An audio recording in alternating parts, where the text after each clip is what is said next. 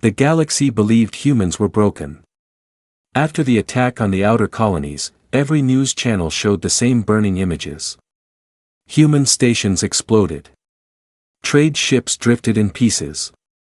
Entire cities went dark. The enemy empire had struck fast and hard, and most species thought the Deathworlders would react with anger. But they did not. Days passed. Then weeks. Then months. No human ships responded. No emergency calls filled the channels. No angry speeches came from Earth. The usual human traffic across trade routes disappeared. Their borders became empty. The silence spread like cold fog across the stars. Inside the Grand Council chamber, alien leaders watched the reports with confusion. Massive holograms showed human territory almost completely dark. Senator Velker of the Sithri leaned back in his chair and laughed. "They are afraid," he said. "The Deathworlders have finally learned their place." Some leaders agreed. Humans were new to the galactic stage. They were strong, yes, but reckless. Emotional. Too proud. Many believed this sudden quiet meant fear. But not everyone was laughing. In the far corner of the chamber, an old war general from the Karuan Dominion watched without speaking. His name was General Torvak. His scales were scarred from ancient wars. He had seen empires rise and fall. He narrowed his eyes at the silent map of human space. "This is wrong," he said quietly. "What is wrong?" Velker asked with a smile. Torvak's voice was low and heavy. "Predators do not scream when wounded. They go still." The room grew a little quieter. Across human territory, the darkness looked real. Orbital stations had powered down. Mining colonies sent no updates. Even Earth's main communication beacon flickered only once every few days. To outside observers, it looked like collapse. Enemy scouts moved freely through abandoned sectors. They reported no fleet movement. No defensive lines forming. No signs of rebuilding. The Emperor of the attacking empire smiled when he heard the reports. "They hide," he said. "Let them hide." But deep beneath Earth's surface, far below oceans and mountains, something else was happening.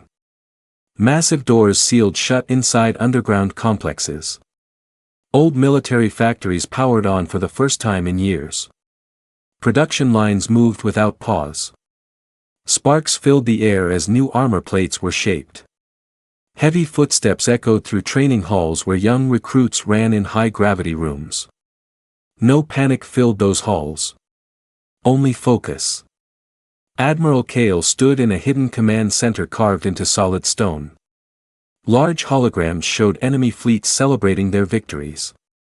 Human casualties scrolled across the side of the screen. He studied every number without emotion.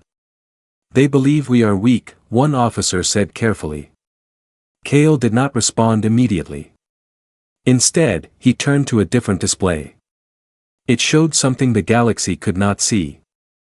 Dozens of hidden construction yards inside hollow asteroids.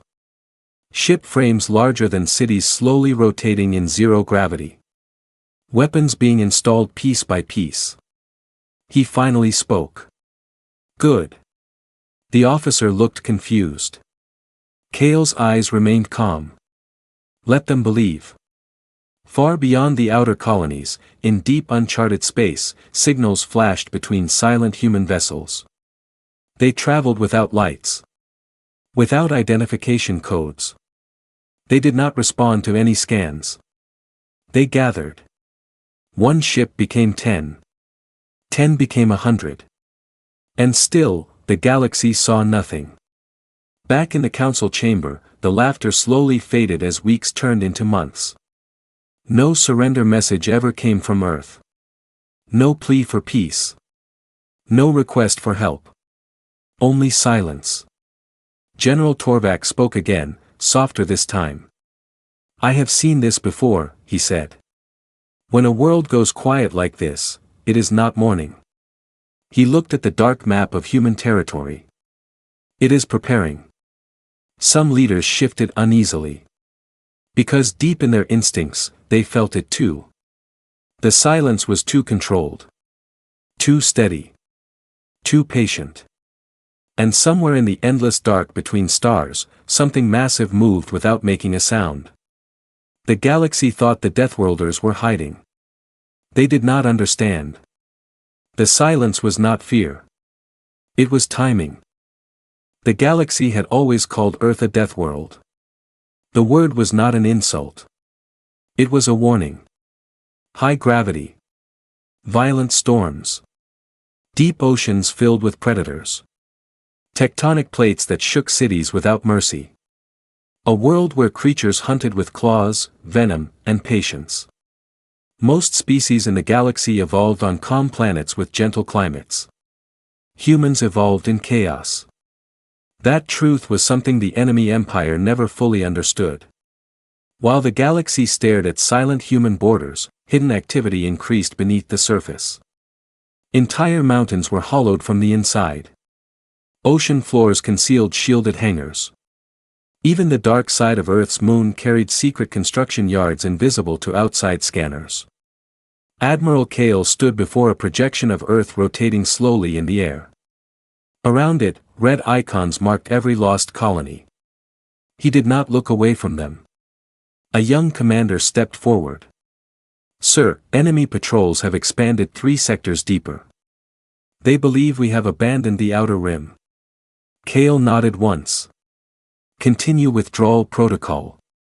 Withdrawal did not mean retreat. It meant bait. On training fields across Earth, soldiers pushed their limits in crushing gravity chambers stronger than their own planet. They ran until their lungs burned. They fought in complete darkness. They practiced silence as much as combat. Human instructors repeated one lesson over and over. Control your fear. Control your breath. Control your mind.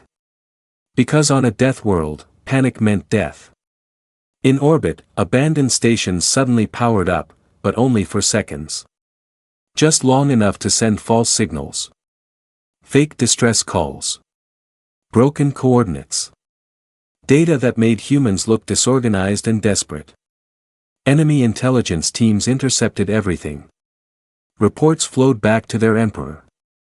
"The humans are fractured," advisors said proudly. "Their systems are unstable.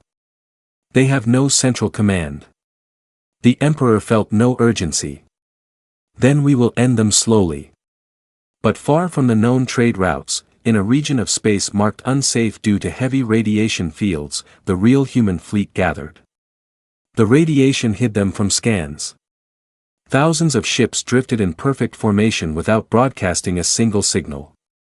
Their hulls were darker than space itself. Their engines remained cold. Power was stored, not wasted. Engineers moved quietly through the corridors, checking weapons never used before. Gravity compression cannons. Adaptive shield matrices. Autonomous strike drones linked through quantum networks. This fleet was not built in panic. It was designed with patience. Back on Earth, Admiral Kale entered a restricted chamber. Only a few officers were allowed inside. In the center floated a massive tactical display showing something shocking. The enemy's entire invasion plan. Every movement. Every supply line. Every reinforcement schedule. Human cyber divisions had not gone silent. They had gone deeper. Months before the first colony fell, human analysts had predicted the Empire's expansion path. They allowed certain losses. Redirected civilian evacuations secretly. Hardened specific systems while making others appear weak. The silence had shape. It had purpose. An officer finally asked what many were thinking. "Sir, when do we respond?" Kale folded his hands behind his back. "When they commit everything." He zoomed out the map. Enemy fleets were spreading thin, claiming territory too quickly, celebrating too early. "They believe we are afraid of them," Kale said calmly. "But fear is something we mastered long ago. He paused. Fear keeps you alive on a death world. It teaches patience. Far above, Earth's skies looked peaceful. Citizens continued daily life. Markets functioned. Children studied. No public broadcasts of anger. No loud promises of revenge. Just quiet determination. And deep inside asteroid shipyards, the final phase of construction completed. The flagship powered on for the first time. Its reactor glowed softly like a second sun trapped inside armor. No cheers filled the dock. Only confirmation signals. Across the hidden fleet, encrypted messages flashed. Phase 3 ready. Out in enemy-controlled sectors, more human territory appeared empty. Systems went dark one by one, as if hope itself was fading. The galaxy relaxed. The Deathworlders were finished. That was the official belief. But in the radiation shadows beyond known space, thousands of human warships slowly adjusted formation. Weapons locked. Navigation paths calculated. And for the first time since the attack began, Admiral Kale gave a new order. Prepare for convergence. The silence was ending. Not with noise. But with precision. The invasion began at the edge of human space. The enemy empire had grown confident. Their fleets now stretched across multiple sectors. Supply lines were strong. Morale was high.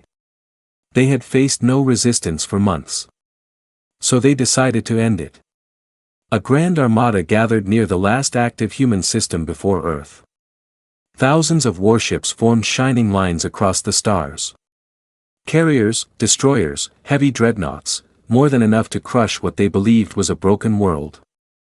News of the final advance spread quickly through the galaxy.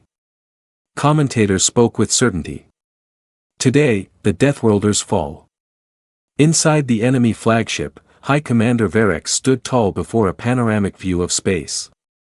Advance, he ordered calmly. The fleet moved forward. At first, everything looked normal. No patrol ships. No defensive mines. No ambush signals. Human space was empty. But then small things began to feel wrong. Long-range scanners returned strange interference. Nothing clear. Just shadows that disappeared when focused on. Radiation readings fluctuated without reason. Navigation systems required constant recalibration. Minor distortions, a technician reported. Probably damaged infrastructure. Verex did not worry. They moved deeper. Then it happened. Without warning, every star in the region dimmed. Not completely. But enough. The natural light across the system seemed to weaken, as if a thin veil had covered space itself. Sensors flickered. Communication channels filled with static. Report. Verex demanded. Before anyone could answer, gravity shifted. Enemy ships shook violently. Artificial gravity inside their vessels spiked and dropped in strange waves. Some smaller ships spun out of formation. It's not natural, a scientist shouted. Something is interfering with stellar output. Then the first shadow appeared.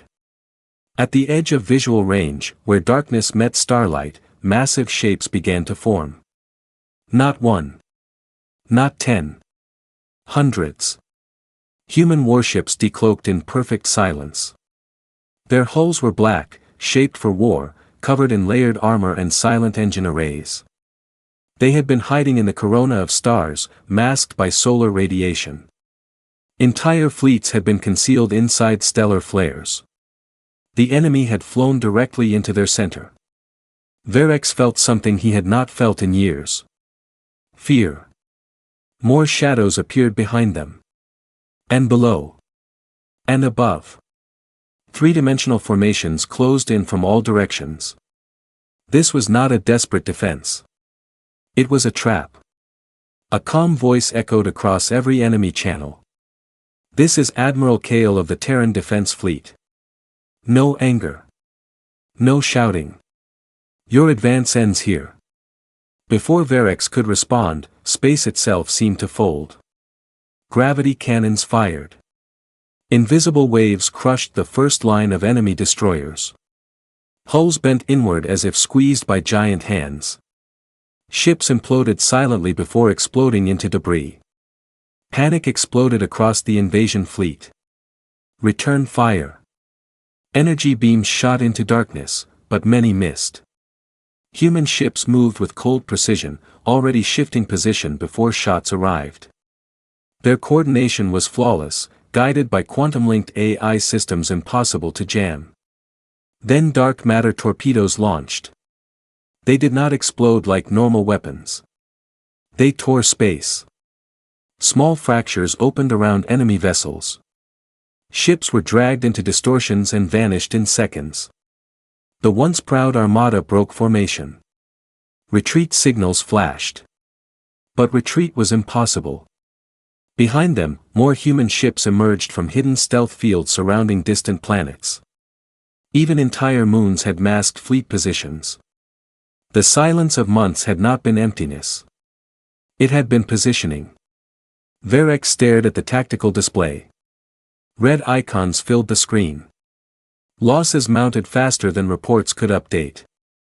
How did we miss this? One officer whispered. Because humans had not shown their hand. They had removed their presence so completely that the galaxy believed they were gone.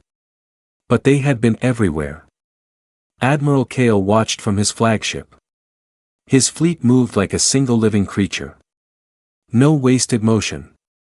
No emotional broadcasts. Only execution. Encircle outer wings, he ordered. Leave central corridor open. Sir, a commander asked. Give them hope, Kale replied. The human formation shifted slightly, creating what looked like a path of escape toward deep space. Enemy ships rushed toward it in desperation.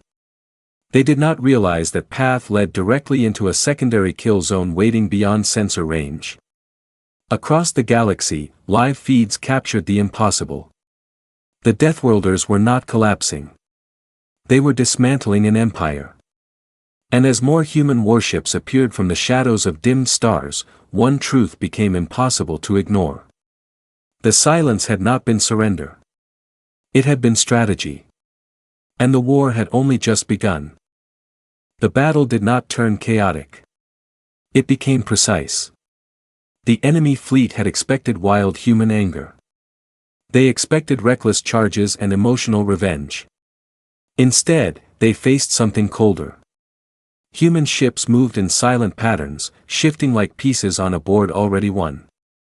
Every enemy retreat vector was predicted. Every escape corridor calculated weeks before the first shot. Admiral Kale stood still inside the command deck. The lights were dim. No one shouted. No one celebrated. Target supply vessels, he said calmly. Far behind the main enemy armada, human stealth frigates revealed themselves. They had been hidden for days along projected reinforcement paths. Within seconds, enemy fuel carriers and ammunition ships were destroyed. Long-range support vanished before it could even enter the fight. The invasion fleet was now alone. Commander Verex tried to regroup his forces. Form defensive ring. Protect the dreadnoughts. But gravity shifted again. Human gravity lances fired in coordinated waves. Instead of striking randomly, they bent trajectories. Enemy ships were pushed into each other. Entire squadrons collided under manipulated gravity fields. Human pilots did not hesitate. They accelerated through debris fields with deadly control. High-gravity training on Earth allowed them to withstand forces that would crush most species. What felt violent to aliens felt familiar to humans. Boarding alarms suddenly rang across several enemy flagships. How did they get inside? A terrified officer asked. They had not seen the boarding pods. Small. Silent. Launched during the first confusion. Human soldiers moved through enemy corridors with focused calm. They wore compact armor built for close combat. Magnetic boots locked to shifting floors. Their breathing remained steady even as enemy troops fired in panic. A young human lieutenant entered the command bridge of a captured cruiser. He removed his helmet slowly. "Secure the navigation core," he ordered. No anger. No rage. Only mission focus. Outside, the flagship of Admiral Kale advanced forward. It was larger than most enemy dreadnoughts, yet it moved with surprising grace. Its shields adjusted dynamically, absorbing energy strikes and redistributing power to weapons instantly. On the enemy side, fear was spreading faster than damage. "They are everywhere," one officer whispered. Because humans had designed the battle that way. Months of silence had allowed them to plant sensor ghosts, false signatures, and hidden drones across the system. Every enemy movement triggered prepared responses. Mines activated only when specific mass thresholds were met. Stealth satellites fed real-time data into the Terran fleet's neural network. The Empire had entered not a battlefield, but a machine. A machine built slowly in darkness. High Commander Verex watched another wave of ships disappear from his display. His hands trembled slightly. "They were supposed to break," he said quietly. Instead, the Deathworlders revealed something the galaxy never understood. Life on Earth was not easy. Humans grew up facing storms, disease, conflict, and competition. Survival required planning, adaptation, endurance. War, for them, was not chaos. It was environment. Admiral Kale finally issued a new command. Advance Phase 4. Human capital ships moved forward in unified formation. Energy built along their hulls. Not a single weapon fired early. Not one captain rushed ahead. Then, together, they released a synchronized strike. A wall of focused energy crossed space like a silent wave. Enemy dreadnought shields collapsed instantly under combined frequency targeting. Armor split open. Massive warships that once represented Imperial pride shattered in controlled explosions.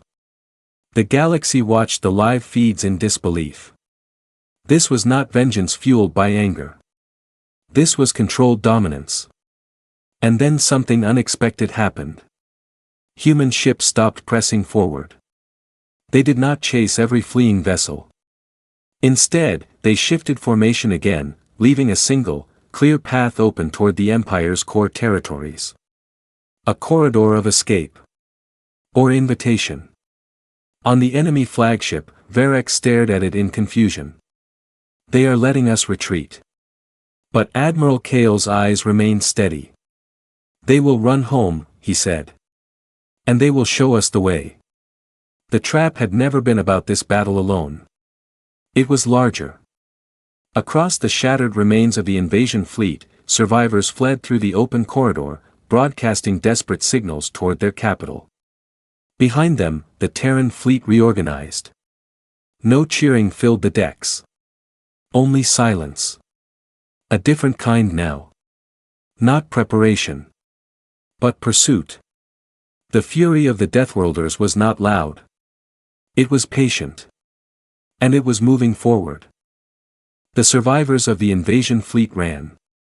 Their damaged ships pushed engines beyond safe limits. Hulls were cracked. Shields flickered. Communication channels were filled with panic and fear. Behind them, the Terran fleet did not rush. It followed. Slow. Steady. Unstoppable. Admiral Kale stood on the bridge of the human flagship as the stars stretched into long lines of light during faster-than-light travel. His officers waited quietly for orders, but none came. There was no need to hurry. The enemy was leading them exactly where they wanted to go. Inside the Empire's capital system, alarms began to sound for the first time in centuries. The Imperial High Command received broken signals from the fleeing armada. Ambushed. Thousands of human ships. They were waiting. The Emperor rose from his throne slowly. He had believed the Deathworlders were scattered. Weak. Afraid. Now fear entered his own palace. How many are coming? He demanded. The answer chilled the room. All of them. Moments later, space above the capital star trembled. Not from explosions. From arrival. One by one, human warships dropped out of faster-than-light travel in perfect formation. They did not scatter. They did not fire. They surrounded the system in total silence.